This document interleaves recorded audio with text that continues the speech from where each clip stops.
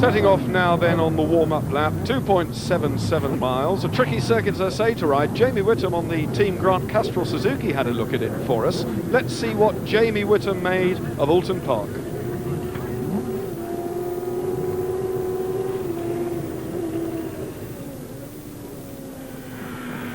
Right, hold all, the first corner on the circuit, taking at about 80 miles an hour. Down the avenue towards Cascade, which is the fast downhill left. Round Cascade, hard on the gas then, towards Island Bend. Into stop and then back down to 5th immediately for Island Bend. And then in towards the hairpin.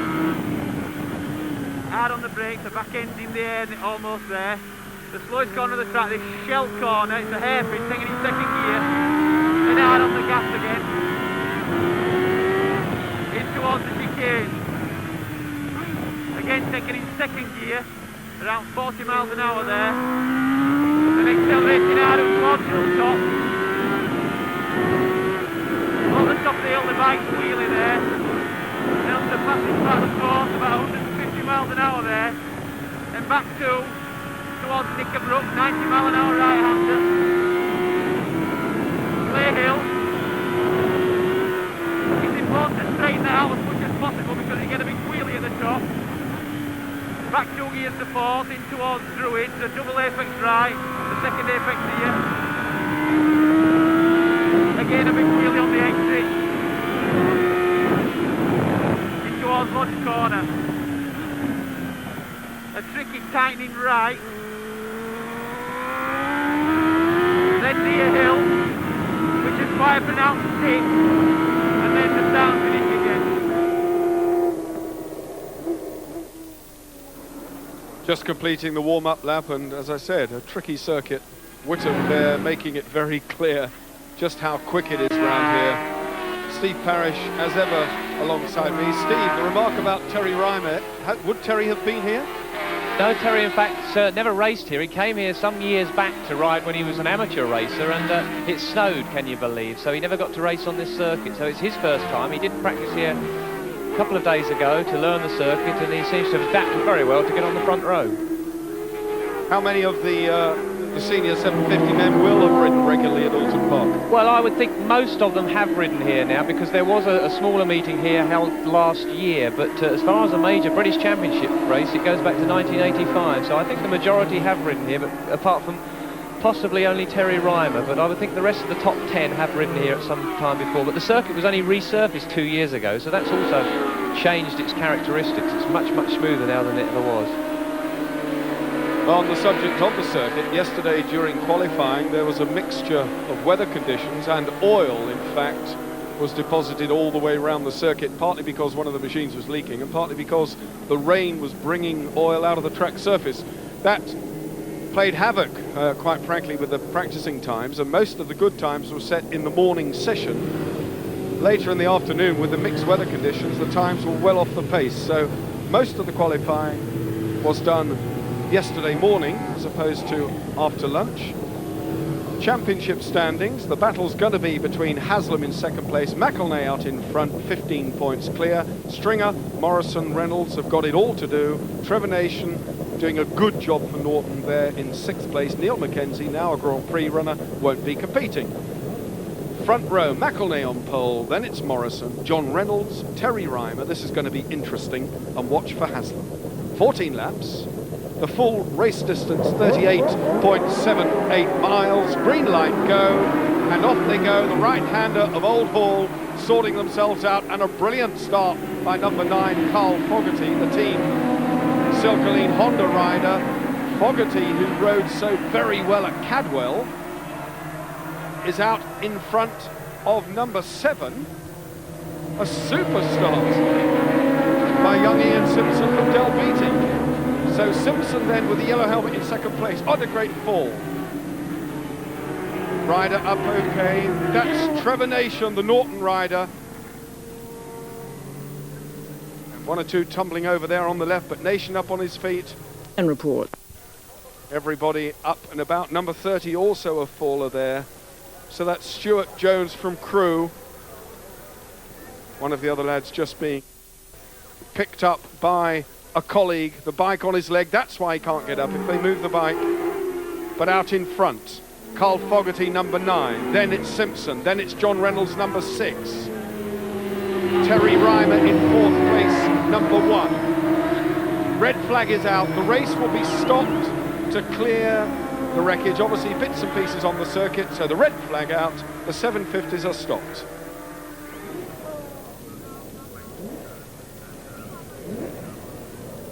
Restart then of the 750s. Quite an incident there. 4 riders were involved, so a bit of spillage of oil on the circuit, a little bit of clearing up to do. Obviously things have to be absolutely perfect before the race will be allowed to get underway again. The Norton of Trevor Nation, which somersaulted end over end, ended up losing its fuel tank.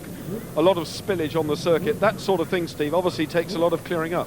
Yes, it does take a lot of clearing up, and one of the problems with it being Trevor's bike, the Norton, it's the rotary engine. It actually runs like a 2-stroke mix, so there's oil and petrol mixed, and you couldn't have a worse concoction really to have to race on. So they're putting detergent on the circuit now to try and soak that away, and also not to eat away to the tarmac. So it needs to be cleared up as quickly as possible.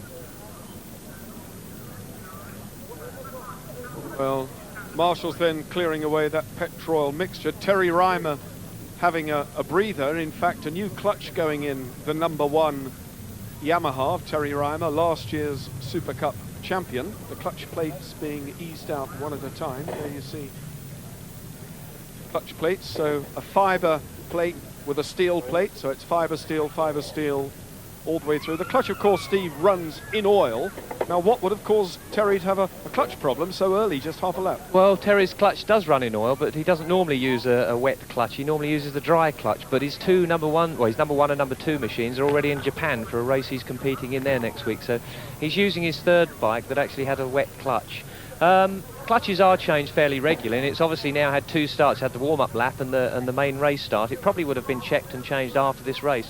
Now there's a restart. I think it's a precautionary change more than anything else. But clutches are given a real bashing, because obviously these machines are producing 140 brake horsepower, and taking them off the line, bearing in mind that first gear it will probably reach a speed of 80 or 90 miles an hour. So it's a very high first gear, so the clutches get a real hammering.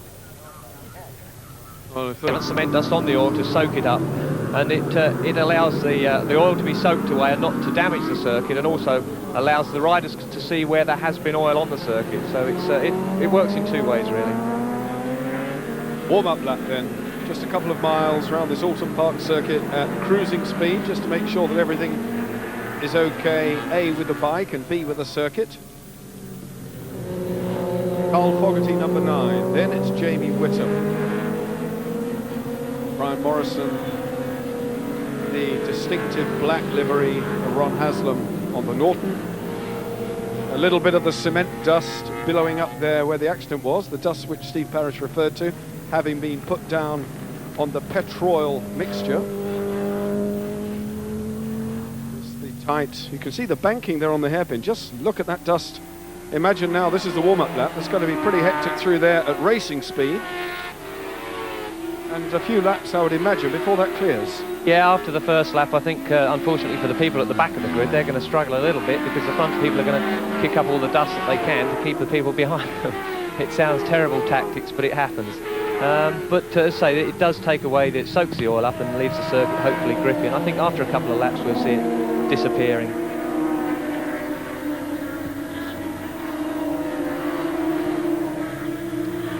Organisers have just advised us literally that the restart will take place over 14 laps, the full race distance. 38.78 miles then, once the green light goes. And just referring very quickly to the dust on the circuit, reminds me of the motocross days when some of the riders used to drag their feet deliberately on the ground to create dust. And an update on the fallen riders: there are no serious injuries resulting from that first lap incident. So we saw 3 of the 4 men up and walking about, the other one a few knocks and bruises, but no serious injuries. So good news indeed from Oulton Park. Sorry about the delay, a couple more seconds and the 750s will be underway for 14 laps, 36 riders. Does this sort of delay unsettle the riders at all, Steve? Well, yeah, different riders take it different ways. I think the more experienced riders will perhaps benefit from it because it'll unsettle the more inexperienced. But I hope the organisers have informed the teams and riders that it's still 14 laps and they've had a chance to top up the fuel, because I feel that each team and rider will only run the minimum amount of fuel because fuel adds to weight and weight loses horsepower, so they run on the limits. But we're ready for the start now. The red light is up. Watch the lights, top right of your picture. See if Carl Fogarty can repeat that electrifying start from the second row. That's a good start by McElnay and Reynolds. So Rob McElnay and Ian Simpson again. Number 7, Ian Simpson. Third, fourth, right in the middle of the picture there with the yellow helmet, number 7. But he's in busy traffic indeed. Terry Reimer is in third. Yamaha teammate Rob McElnay is out in front, number 8. Championship leader then McElnay. From Reynolds, number 6, then it's Terry Reimer, then it's Ian Simpson, number 7, looking like Carl Fogarty having gone past number 9. Fogarty then up to 4th, Simpson down to 5th. This is Carl Fogarty, Team Silcoline Honda man, experience, TT competitor as well, Fogarty, from Blackburn in Lancashire. What a brilliant ride he had at Cadwell in the previous round. But look at Reynolds and Terry Reimer. Reynolds on the Kawasaki, number 6, in between the two Yamahas. Oh, Rob McElnay made a blinding start there, so he'll be very happy with that. Qualified in pole position, he can now capitalise on the fast laps that he put in qualifying. You need a clear run to get back to that sort of pace, and now's his chance to break away, and his main man that's chasing him, Ron Haslam, is back down the grid, so it's going to take Ron some time to pull through. Try and tell you where Ron Haslam is when they come across the start-finish line at the end of this lap. But one lap completed almost then. Out in front, number 8, Rob McElnay. John Reynolds, number 6, on the Kawasaki in second. Then it's Terry Reimer, number 1, from Barnhurst in Kent. Reigning Super Cup champion, Carl Fogarty, number 9, is in 4th. And Haslam really having to work. Haslam in 11th place at the moment. So number 20, Ron Haslam, down in 11th place. Yeah, that was an atrocious start for Ron Haslam. There he is, down in 11th spot now, so he's got an awful lot of work to do, and there's a lot of very formidable riders up in front of him. So he's got to work very, very hard to keep his championship hopes alive. Just gone past number 25, Mike Edwards from Wigan. So Haslam then in 11th. Ahead of him, it looks like Ray Stringer. No, it's not Ray Stringer, I beg your pardon, that's Mark Linscott. Mark Linscott from Mottingham in South London. Linscott number 18 then, with Haslam breathing down his neck. This is the race lead at the moment. Number 8, Rob McElnay. Reynolds giving it everything he's got on the Kawasaki. Third is the best he's done so far, but the 1, 2, 3, 4 at the front of the bunch really going for it. A brilliant start, Steve, to this 750 thriller. It is a start, and I think I was expecting Rob McElnay to put in some burst, some fast laps early on, but he doesn't seem to be able to break away from John Reynolds. John Reynolds is pushing very, very hard. Also is Terry Reimer and Carl Fogarty. Carl Fogarty is the man that's come through the pack to join the front leading 4, so I think we're going to see a battle royal. The gloves are off here for the first round race. A long way to go here. 14 laps the full distance, so we have to settle ourselves just as much as the riders have to settle themselves at this Oulton Park circuit, because the first 4 now over the line, but in 5th place, 2 behind them, it's Jamie Whittam, who's leading a 3-man charge for 5th, 6th and 7th. Terry Reimer's gone through into second now as they went into Lodge Corner there. Reimer took the inside line, but Reynolds has gone back round the outside of him, so these two are really battling it out. Rob McElnay will be quite happy to see this going on behind him, not that he is watching it, but that'll be slowing the two of them up. Reimer's looking for the inside there, nearly runs into John Reynolds, but he's got the inside line. He should be able to get through Island Corner first, and he does. Island then, up towards now the very fast, I beg your pardon, bottom gear right hand, or just look at the camber as Reimer flicks it through there. On the inside, Reynolds, and still Fogarty, but Reynolds now in 3rd because the 2 Loctite Yamaha men are out there 1st and 2nd. Reynolds, number 6, still in 3rd. Just look at him riding the socks off, and a massive wheelie on the 750 Kawasaki. He's having to work hard to keep the Silcoline Honda of Carl Fogarty, number 9, behind him. Back up into 2nd again goes Reynolds. So this duel now between Terry Reimer and John Reynolds, I suspect both at both of whom are riding here at Oulton Park for the first time in serious style. And meanwhile, the battle is letting Rob McElnay get away. McElnay now stretching the gap something like 1.37 seconds it is at the moment. And right behind them, the rest of the field now winding them in. So we're going to have a 7-man tussle for the lead here, Steve. Yeah, well, often the case, 3 riders trying for the same piece of track is not possible, and it ends up with no one being on the right line. This can slow them up. You're going to look at Terry Ryman now. He's tucked in behind John Reynolds. He's going to have a look down the inside here. He's got the inside line, but can he, he's got through, but Reynolds will try to go back around the outside of him now, and Reynolds gets on the power, but Ryman does seem to have the line now. Look at Fogarty, number 9, Carl Fogarty, climbing all over the back of these two as Terry Rymer goes through on the inside of John Reynolds. So Reynolds, number 6, down in 3rd again. Carl Fogarty, 4th, is the best he's done in this, the restart. He led the early proceedings before the race was stopped. And there's now something like 100 yards between race leader Rob McElnay and the 4th place man, Carl Fogarty. But you could put a tent over the battle for 2nd, 3rd and 4th. Terry Rymer might be just a little bit rusty, possibly, not having ridden here at Oulton Park before. Well, that's right. Terry is still learning the circuit, but on top of that, Terry Rymer, and we have a faller here. He's up, and they'll be trying to clear the machine as quick as possible, but it does look like it's deposited something on the track, so we might have to see some more cement dust. Meanwhile, John Reynolds nips through again as they go into Knickerbrook. Oh, great stuff. 3 and a bit laps gone, but just look at it. Look at the battle now for 2nd, 3rd and 4th. By no means is John Reynolds having this one his own way. Terry Rymer's been in 2nd place more times than I can count already and has been relegated to 3rd. Meanwhile, Carl Fogarty, who is possibly one of the hardest riders out there in terms of what he puts into it, and you can certainly see just how hard Carl Fogarty works. He climbs all over the Honda, and it's number 9 we're talking about now. Carl Fogarty looks over his shoulder. He knows that 4th place is safe for the moment. The chasing bunch, however, as they go over the line again, up into 2nd place goes Rymer, Reynolds, and look at Fogarty on the inside, but not quite. Yeah, well, Terry's having a tough time. What I was about to say earlier, Terry's running his superbike specification machine, which is a little down on power because you have to run standard carburetors, so that's a completely stock carburetted model machine that he's on, as his number 1 machines are in Japan. So he's down a little bit on top speed, but he's certainly making up for it around the corners. Reynolds there in an almighty wobble on the Kawasaki, but hanging on to it, just didn't back off at all. A quick flip of the throttle there, down 2 gears. 2nd gear around here, driving hard, feeding in the power from the 750, lots of torque. In 3rd place then. Rymer now just easing away 3 or 4 machine lengths.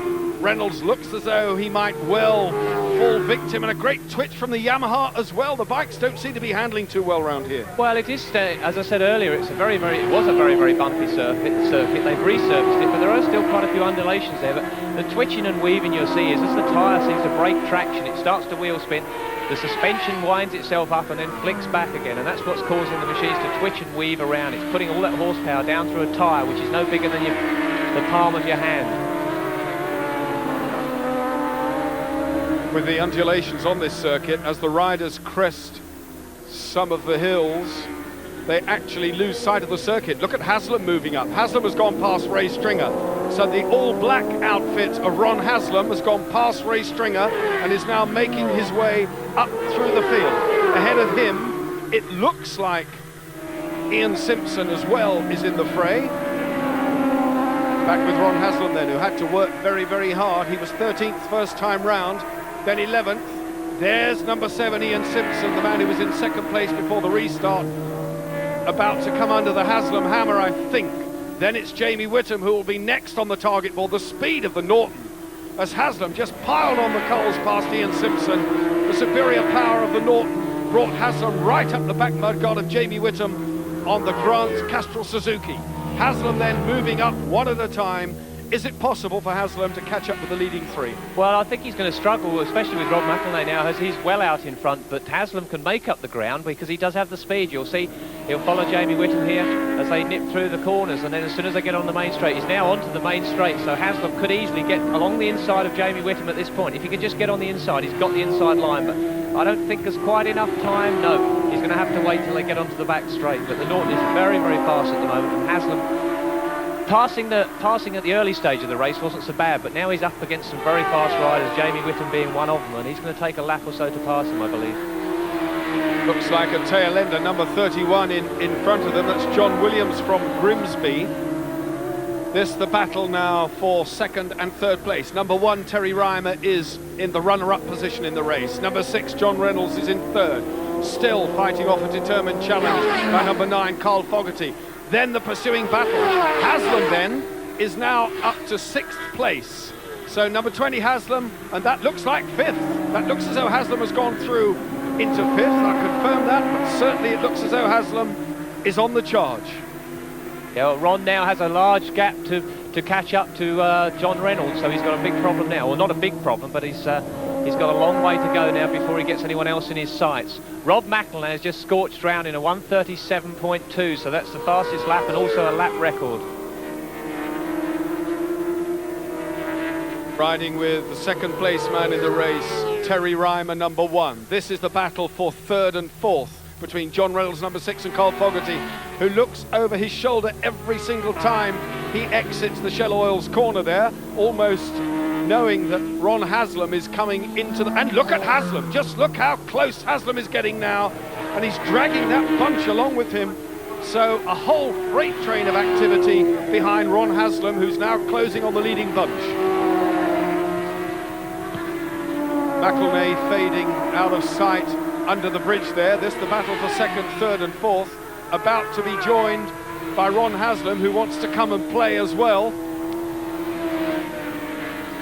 I can't understand, Steve, why Ron Haslam can't get the Norton off the line quicker. Front row position, and he was 13th round on the first lap. Yeah, it's a very tricky situation, as we've always spoke about.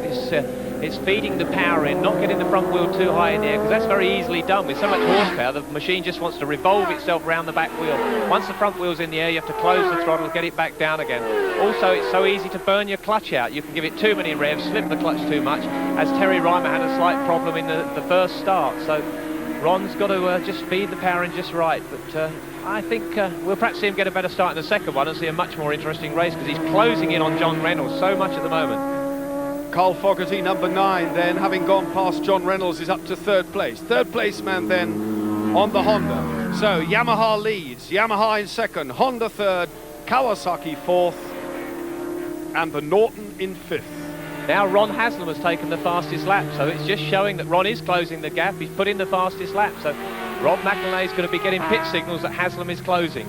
They're the two main leaders in the championship, and the main thing that Rob McElnay wants to do is to beat Ron Haslam. Fifth place and closing then, number 20, Ron Haslam. Now that gap between John Reynolds and Ron Haslam is coming down visibly. And look at Carl Fogarty, has gone past Terry Reimer up to second place. Number 9, Carl Fogarty then on the Honda, is now splitting the two Yamahas. And Reynolds has come back in the fun as well, and Haslam is now right with them. Quickest man on the circuit at the moment, Haslam. And the whole bunch, second, third, fourth and fifth places, are now just a little bit closer to Rob McElnay. So that gap coming down as well. This one's going to go all the way down to the wire, I'm sure. 8 laps completed. John Reynolds gone through now, also into third place. And Haslam passes Terry Reimer. The speed of the Norton, he just powered past Terry Reimer as they went over the start and finish straight. Ron Haslam is charging. Well, we had the watch running here to see what the gap was between Reynolds and Haslam, but my goodness me, the gap between McElnay and Fogarty, 4.5 seconds. Haslam is now up to fourth place, like you wouldn't believe. Third, as I say it, is really finding his form. Look at Ron Haslam coming through from the back on the Norton. Third place, next man under his sights, looks like being number 9, Carl Fogarty. Haslam really has got the bit between his teeth. If Ron Haslam can get close enough to Carl Fogarty through the chicane here, the Falston chicane, this will give him a chance to power down the straight and get on the inside for the Knickerbrook. So it's going to be interesting to see how Ron gets out of the chicane here now. Now's the point, he's putting the power down, 140 brake horsepower, the front wheel lifts. If he can just get alongside Carl Fogarty at this point, but I don't think he can, the straight's not long enough. He's going to have to wait until he gets back round to the start and finish straight.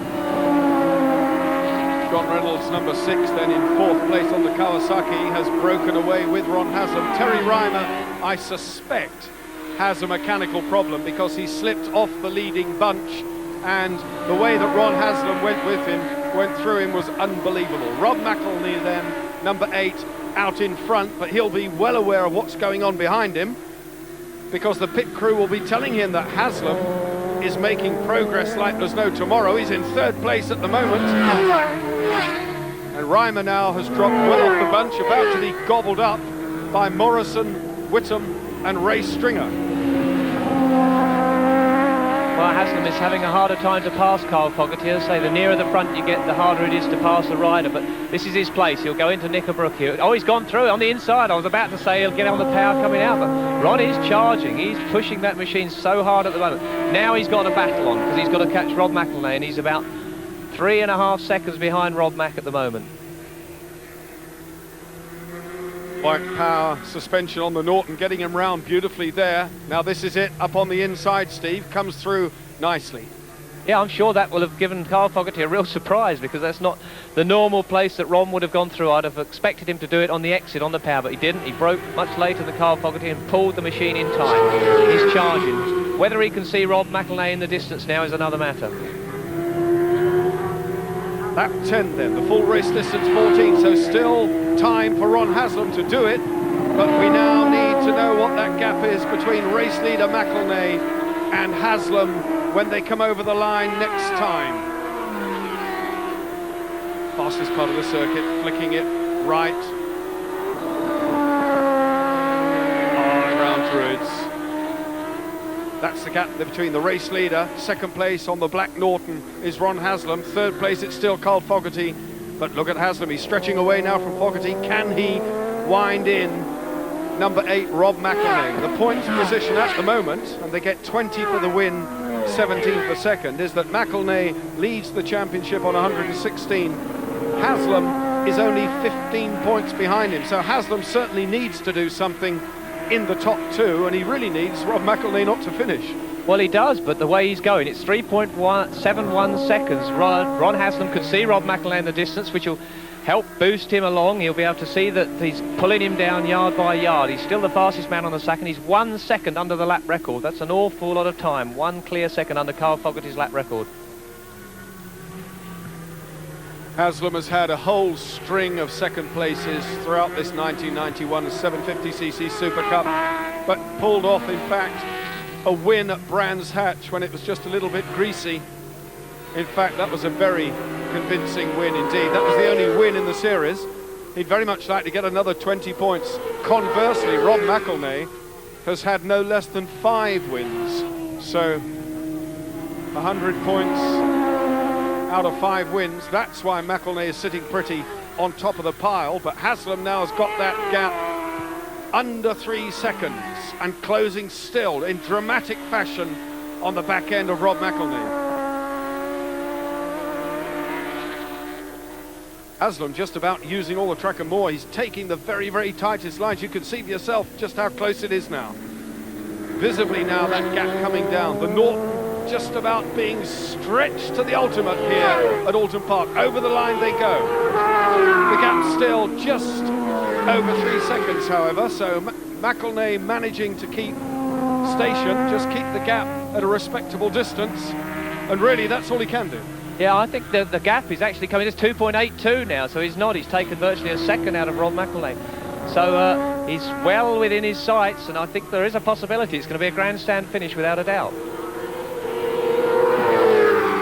Well, I hark back to just about all the other 2nd places that Ron Haslam has had, and he's led the race for so much of the distance, only to have Rob McElhenney steal it from under his nose at the 11th hour. Are we going to get a repeat dose or a return dose of that medicine served up by Ron Haslam? If he can get past the tail ender between him and Rob McElhenney and have a good clear charge at the race leader on the Yamaha over the next couple of laps, there is a distinct possibility. Number 31, John Williams from Grimsby, being lapped again there, put out of the picture. Haslam closing on McElhenney, still in 3rd place, it's Fogarty, and still in 4th, number 6, John Reynolds. Yeah, well, Haslam visibly closer. He's closing down about a half a second a lap. It's going to be extremely close at the end.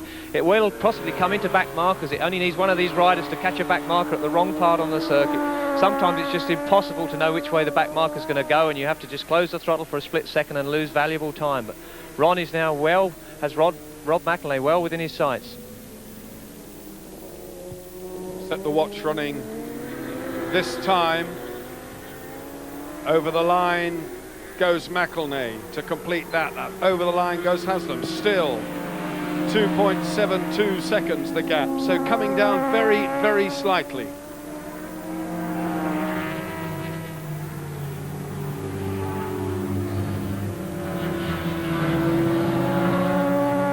Let the pictures tell the story here. You can see it all unfolding before your eyes. Haslam has now got a back marker again between himself and the race leader, and I think Ron Haslam might just have to struggle, and McElnay appears to have it under control. He does. Rob has picked his pace up and he's holding that gap now. It's only gone down a few tenths, and in fact Ron Haslam is closer, but I think he's going to struggle. He has to make up 2.5 seconds in just over a lap. So to do that, or a lap and a half, to do that, it's going to be quite incredible. He's going to be close, but I think if Rob can keep this pace up, he can hold that first position.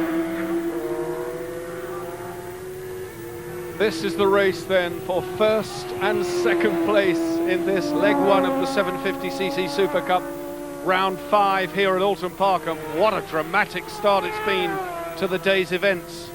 The race stopped after half a lap with an almighty tumble. All 4 riders, however, whilst a little bit knocked about, are okay, no serious injuries. After a short delay, the race got underway, and all the promise which the first stage bore has been proven true here, because it's unfolded with Rob McElnay getting a brilliant start in the restart, taking advantage of that front row position, the pole position. Fogarty has absolutely ridden out of his leathers, but this man, Ron Haslam, number 20, having come back from a fairly lowly start, 13th on lap 1, has fought through with the very best on the British scene to within fractions. Well, the gap is now down to 1.3 seconds, so he has 1.3 seconds to make up on the last lap. They're into the last lap. Ron Haslam can see Rob McElnay. Whether or not he can close it down is going to be another matter. I don't think he can, but I could be wrong. 30 years of age, Rob McElnay, 5 wins already in the 4 rounds so far, and that sounds odd because there are in fact 2 750 races at each round, so we've actually had 8 750cc races so far, and Rob McElnay has won 5 of them. Haslam has only won 1 of them, but he's had a whole string of second places, and it looks as though this is going to be another second place and 17 points to add to Ron Haslam's tally. Only 1 more round of Super Cup to come, and that is from Mallory Park. Meanwhile, while here at Oulton, with 1.3 seconds separating them, there's the tail ender that Steve Parrish was talking about, can cause a problem, and indeed he held up Rob McElnay there, because Haslam, 1 more tail ender, number 26 between them, that's Simon Watson. Wally Watson from Saffron Walden is just ahead of Ron Haslam, but Rob McElnay now across the line, collects the checkered flag after 14 laps. Haslam, a brilliant second place, not quite good enough, but 17 points. There's your race winner, number 8, from Scotterthorpe, Humberside, Rob McElnay. Big crowd here appreciating that. McElnay certainly appreciates it. Ron Haslam, now let's see just what sort of sentiment Ron Haslam has for the winner, because I know for a fact Ron would dearly have loved that win. Yeah, Ron would have liked that win, and had he had a better start, I think there's been a great possibility that he would have got it, because by far the fastest man on the circuit. In fact, he set the fastest lap right at the end of the race, and it just goes to prove that he's going to be a big problem for Rob McElnay in the second round.